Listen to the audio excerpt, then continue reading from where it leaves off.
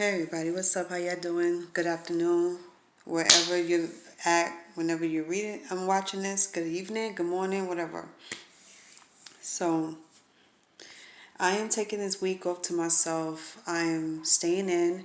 I am not doing much. I had, you could pretty much just an epiphany, but here's the thing. It wasn't until I realized from someone that I could do better and that I don't need to keep thinking about the past when I got a bright future ahead of me. So I wanted to take some time off to myself to really just get myself back to normal and think about some things. And I said I wanted to feel like a real woman. I wanted to look like a real woman. I wanted to feel like a real woman. So I'm switching up from my wardrobe to how I live my life. And I'm even starting to decorate my apartment again. So I'm transitioning into a full-blown middle-aged woman, and no longer would I treat myself as a 19-year-old or look at myself as a young girl anymore. And I think it's kind of good because there's so many things that I can actually learn from. And then here's the thing about living my life. I always kept myself feeling young, looking young, but it's starting to wear off to people's because now I'm not getting the same attraction coming from guys, and I'm not getting the same looks I used to get all the time. People starting to notice that I was aging a lot. So I didn't take offense to it. I let this be a lesson learned. Like, it's time to glow up.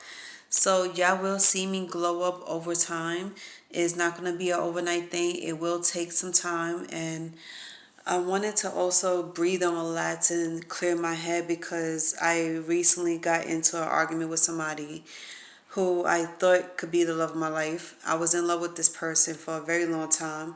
But one thing I hate is when I give hints to that person that I was falling in love with them and that I did love them. They didn't want to believe me that I loved them. And I hate when people question me and my heart. Like, don't tell me what I feel and what I don't feel for you. Like, don't tell me who to love and who not to love, and the fact that I love you, like, it shouldn't be in question. Don't ever tell me not to love you, because one, you cannot sit here and force somebody to unlove you or force somebody to love you. And one thing I hate is that this person that I expressed my heart to, he kind of doubted me. He all the way doubted me, actually. He doubted my feelings for him. He doubted my heart. He doubted that we could ever be anything. And deep down inside, I know for a fact that he thought that I was not good enough for him because I wasn't up to his level, supposedly, or whatever. He thinks that he's better than me. He thinks that he's up here and I'm down here. Like, I could never amount to anything. Like, I hate that. It's like, and instead of telling me how he really felt, he kind of sugarcoat shit, beat around the bush. You know how that goes when you don't want to tell somebody the truth, so you want to sit here and try to, get around it, and then try to, substitute certain words. So I was trying to get it out of him about how he felt about me, and he still didn't want to tell me. So by him playing games with me and by lying to me, I felt like in a way he felt like he wasn't good enough for me. But at the same time, I felt like that he was too scared to tell me that he was falling in love with me as well. But the thing was, he couldn't tell me that because he was still hanging on to another bitch. And I wasn't even thinking about that. I never even thought about it. I never gave an ounce of my energy to that. So I was like, what to do here? It's time for me to back away from him.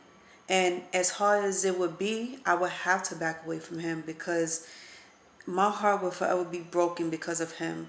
I mean, my heart is already broken now because of the argument we had, and then the fact that he hung up on me and now he's ignoring my messages. And I'm not going to continue to call or text somebody that doesn't want to speak to me when it's clearly his fault for what he did to me and the lies he told. And I hate the fact that he feels like he shouldn't have to be honest with me about anything. And even some of the things that he might say might be true. And like the things he said, that it was kind of sketchy to me. Okay, a small part of it, I believe, but it was like the way he put it that made it so suspect. Like, your behavior has been suspect from day one. I didn't want to say nothing because I didn't want to ruin the whole moment, and I was in the moment. I wanted to really get up with him and talk to him, hang out with him, and see if he has matured over these years, because for the last couple of years us trying to get together wasn't happening, and then when we did get together it was for a short time. And I consider him one of, you know my lovers. Like, he was a lover of mine, but I wanted to be more.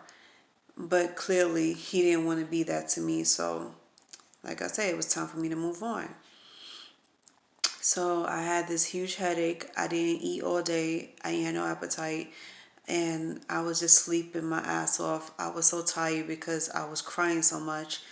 But after a while, I started to think about some things, and it just made me stop crying altogether. But I still feel heartbroken. So in due time, y'all will see me look a whole lot different, be a whole lot different.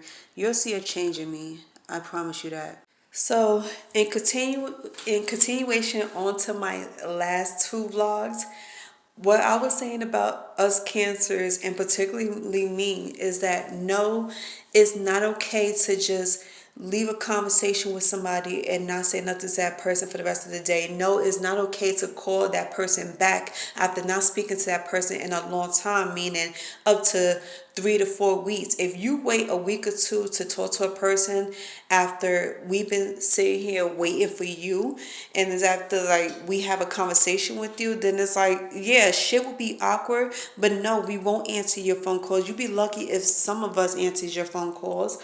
The reason why I'm continuing with this, because I have a lot to say, because a lot of people really don't know me personally, don't know how I rock, don't know how cancers are when we're in a certain position, and people think they know us because they saw a little snippet about us and how we handle situations, but you only seen the side of us when we're in a relationship with you. You don't see us on a day-to-day basis, or how we rock, or how we react to certain things, or what we do and what we don't do.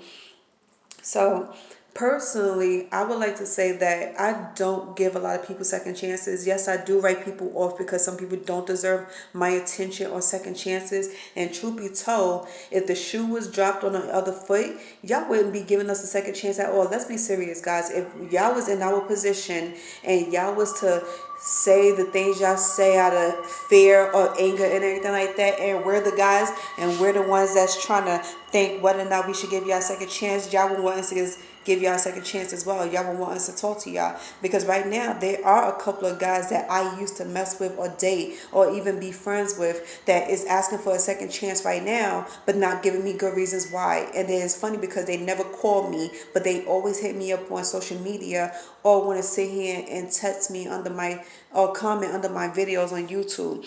And I have to constantly keep deleting it because I'm like, yo, I don't talk about my personal business for everybody to see. Let's do this shit in private. So even though I give them my number, they don't use it. And just like today, how my daughter's father is trying to call me over and over on Facebook rather than give me his phone number. I was like, yo, I have to cut the conversation short because I'm not going to continue to keep talking on Facebook. Two, that's some whack shit for you to sit here and try to avoid giving me your number for what reason I don't know, rather than, rather than talking on Facebook. And I'm saying like, okay, well, I don't need to have no more conversations with you. So I was like, well, have a good day and goodbye. And I blocked him. So this goes out for everybody that's trying to do that same whack ass shit. Instead of talking to me on the phone or in person, you want to sit here and talk to me on social media. Why you want people to witness our conversations? I don't know. It's not nobody's business, because when we do have arguments and you do see people jump in, then you want to talk about, oh, this is private between me and Sherelle. Don't make it just between me and Sherelle when people jump in, because just like how you want to make our situation public, you're going to make it public in front of my family and friends. And it's funny how we sit here, one minute we have conversations behind closed doors, and then we manage to work things out, and then next minute it's like you want to do shit in public now. What is up with that? Why guys do that? You pick and choose when you want to have a private conversation and when you want to have a public conversation. First of all, I'm not doing that public conversation type mess at all. So if you're trying to have an argument or you're trying to have a conversation in front of everybody to hear, I'm going to just walk away from you and pretend like I don't even know you. You're going to look stupid. So at the end of the day, make the smart move and talk to me in private. If you want to say what you want to say to me, I don't care what it is, make sure it's behind closed doors. Two, if here's another thing. If anybody out here, I look, whatever the case was between me and you feel like you done wrong, whatever, you want to apologize and everything, seriously, I think it would be even better if you apologize in person. Like, seriously. And then funny thing is, a lot of people know they fucked up. A lot of guys know they fucked up with me big time. And I never threw it in their face, and I'm not going to throw it in their face because you know what you did. You know how the situation was handled, and you know you was wrong. So if you starting to feel guilty but you don't want to say nothing, trust and believe that guilt is going to eat you away like a bowl of soup, because at the end of the day, nobody is forcing you to do what you do, and nobody is sitting here, first of all, I'm not going to sit here and keep nagging you and calling you and texting you just to say what you need to, just to say something, just to have a conversation or trying to do this thing out.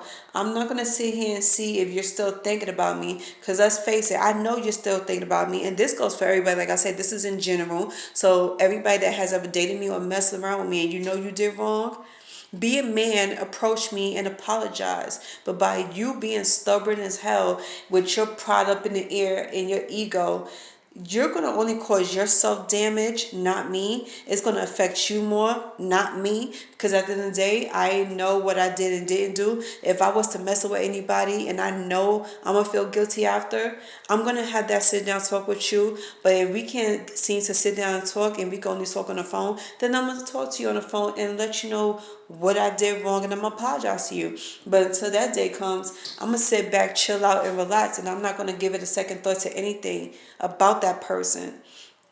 And this is not me trying to be a bitch or a witch in any type of way, because the truth is the truth, and it is what it is, right?